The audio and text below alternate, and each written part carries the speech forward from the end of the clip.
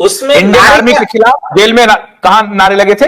JNU, Jawaharlal JNU Nehru. में, yes yes, JNU में, yes. अच्छा, नारे क्या लगे थे? इंडियन आर्मी मुर्दाबाद, पाकिस्तान आर्मी जिंदाबाद, इंडिया तेरे टुकड़े हो गए इंशाअल्लाह इंशाअल्लाह, ये इस तरह से नारे लगे थे। और ये नारे लगने के बाद में शायद उस स्टूडेंट का नाम क्या, ये उमर खालिद या कुछ तो भी था, जो देखिए उमर खालिद के ऊपर आरोप था, और भी उनके साथ कन्हैया कुमार, उमर खालिद, ये सारे लोग हैं। अब इनके खिलाफ में एफआईआर रजिस्टर हुआ, अरेस्ट हो गए। अरेस्ट होने के बाद में देशद्रोह और बौद्धिक बेईमानी का एकदम बेजोड़ संगम, ये आरोपी एडवोकेट फली नरीमन एक आर्टिकल लिखते हैं इंडियन एक्सप्रेस और आई थिंक लोकसत्ता को, इंडियन एक्सप्रेस में। क्या आर्टिकल पता है? ऐसे नारे लगाना देशद्रोह नहीं होता है as per supreme court judgement.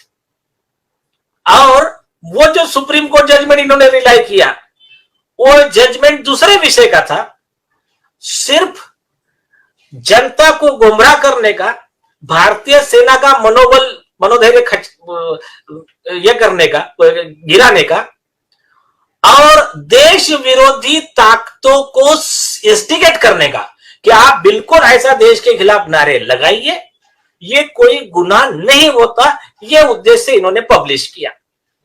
Publish करने के बाद वो कौन सा जजमेंट था सर? वो कौन सा जजमेंट था? सुप्रीम कोर्ट के किस जजमेंट का उन्होंने रेफर किया? उन्होंने करतार सिंह का वगैरह जजमेंट का रेफर किया। मैं आ रहा हूं, उतना डीप में मत जाइए, मैं शॉर्ट, इनका पोल तो दिल्ली हाईकोर्ट ने खोल दिया, क्योंकि आ रहा हूं उस मुद्दे पे। उसके बाद में जो देशभक्त सच्चे अपने जो मुस्लिम लोग हैं, रशीद खान पठान की तरह, इन्होंने केस फाइल किया पुलिस में,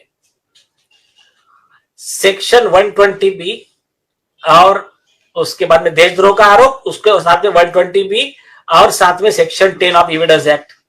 उन्होंने कहा कि एक व्यक्ति ने गुनाह किया, उसको सपोर्ट करने के लिए, उसके फेवर में माहौल बनाने के लिए देश के खिलाफ, देश के आर्मी के खिलाफ जो भी आर्टिकल पब्लिश किया जाता है, उसे, उस व्यक्ति को देशद्रोह का ही आरोपी बनाया जाता है। वो मेन आरोपी की इतना ही आरोपी है, ऐसा उसका लॉ है, और उसके ऊपर सुप्रीम कोर्ट के जजमेंट भी है। तो उसमें रमन लाल वगैरह का जजमेंट जोड़ के कंप्लेंट दे दिया और कहा कि इसके ऊपर कार्रवाई की जाए। और ये इसकी कॉपी सब तरफ पहुंच गई। उसके बाद में अभी दो चीजें थी। एक कह रहे हैं फली नरीमन कि यह कहना देशद्रोह नहीं होता है, और एक कह रहा है हमारा ग्रुप कि यह कहना देशद्रोह होता है। अब जजमेंट तो कोर्ट देगा। दिल्ली हाई कोर्ट का जजमेंट आया कन्हैया कुमार के बेल के केस में। उसमें दिल्ली हाई कोर्ट की जस्टिस गीता मित्तल जी थी, या और कोई शायद वही थे, तो उन्होंने एकदम डिटेल में लिखा कि यह इस तरह की इनकी हरकतें हैं, ये उस शहीदों का, उनके परिवारों का अपमान है, जो अपने देशवासियों की रक्षा के लिए वहां पर -40 डिग्री में काम करते हैं, और उनकी लाश तिरंगे में लिपट कर आती है, और आप ऐसे नारे लगाओगे कि इंडियन आर्मी मुर्दाबाद और पाकिस्तान आर्मी जिंदाबाद, तो ये देशद्रोह नहीं है तो फिर क्या देशद्रोह है?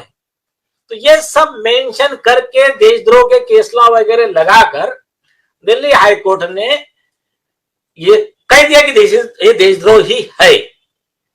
आप साबित हो गया कि ये फली नरीमन देशद्रोही है।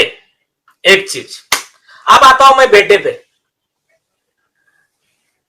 फली नरीमन के खिलाफ हमने केस किया था, Rashid Khan Pathan and Indian bar association this.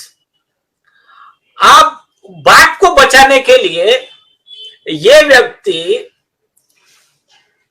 खुद के ही पिताजी के केस में खुद ही ऑर्डर पास करता है।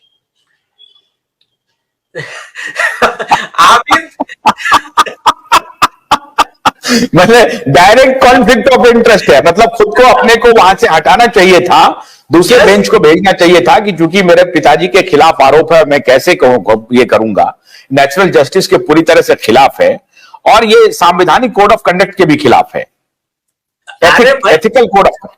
अरे सुप्रीम कोर्ट का जजेस इथिक्स कोड है, जो आपने कहा उसका नाम है जजेस इथिक्स कोड। यस। हाँ, और सुप्रीम कोर्ट के संविधान पीठ के 500 जजमेंट है, उसमें कहा कि ये तो बेसिक है, नो वन कैन बी जज इन हिज ओन केस। तो आप तो दूसरा बड़ा जोक सुनिए, ये तो खुद के पिताजी को बचाने के लिए क्या, एक पार्ट को इसको मैं थोड़ा बाजू में रखता हूं, आपको मैं दूसरा किस्सा बताता हूं। केरल के ही एक एडवोकेट है, अभी देखिए केरल में भी कई एडवोकेट अभी मतलब इनकी अच्छी धुलाई करने वाले हैं, दोनों बाप बेटे की, उस पर आता हूं मैं मुद्दे पे। क्या हुआ, केरल के एक एडवोकेट ने रिट लगाया, अभी मैं सारे आरोप साबित कर देता हूं, इनका फ्रॉड चोरी वगैरह अभी 10 मिनट में। इनके ऊपर आरोप लगाया, पिटीशन फाइल थी, उस पिटीशन का नाम है देखो, national lawyers campaign for judicial transparency and reform versus union of India. तो उस केस में क्या हुआ, पिटीशन काय के लिए थी, पिटीशन ये थी कि जो सीनियर काउंसिल के गाउन बांटे गए हैं, सुप्रीम कोर्ट देता है, वो मतलब उसकी प्रोसीजर प्रॉपर नहीं है, उसमें मिसयूज ऑफ डिस्क्रिप्शन होता है, खैरात में बांटे जाते हैं, इस तरह का वो पिटीशन था, तो ये प्रोसीजर कैंसिल करो। और उसमें पिटिशनर का वकील आर्ग्यू कर रहा है कि फली नरीमन को भी जो दिया गया वो खैरात में ही दिया गया है। आप मुझे इतना बताइए, ये केस का हियरिंग कौन ले रहा है, खुद रोहिंटन नरीमन, और वो केस का हियरिंग लेते हुए क्या करता है। भोलानाथ का ब्रश कटर एक बैटरी से चलने वाली मशीन है जिसका चार्जिंग समय 3.5 घंटे है। इसे हम 6 से 8 घंटे बिना रुके चला सकते हैं। एक बार चार्ज करने पर ये 16,000 स्क्वायर फीट गेहूं, चावल, बजरा, जोबर के खेत काट सकता है, जबकि इसी कार्य को पेट्रोल ब्रश कटर 1,000 रुपए पेट्रोल का खर्चा करता है।